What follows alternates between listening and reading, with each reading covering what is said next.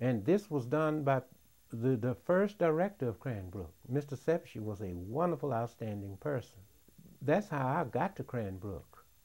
And I'm not saying this to glorify myself, but Mr. Sepshi put his own self on the line to get me there.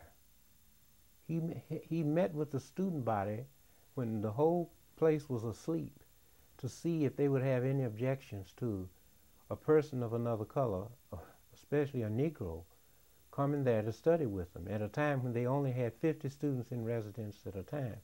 And so the student body unanimously agreed that they did have no objections. But the board of directors says, well, he can't live on the campus.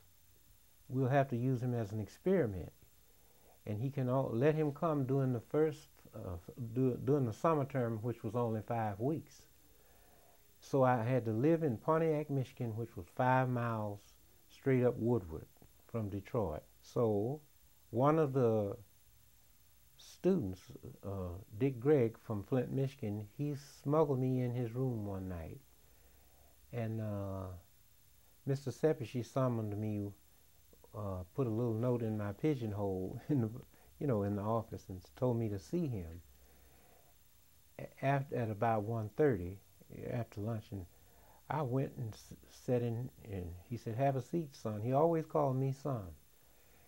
And he says, "Well, we found out Dick Gregg smuggled you in his room last night." He said, "No, Carroll, I wanted that to happen." He said, "Now I can go back and tell the board of directors the students don't mind you staying on the campus." And therefore they gave me a room. Do you see?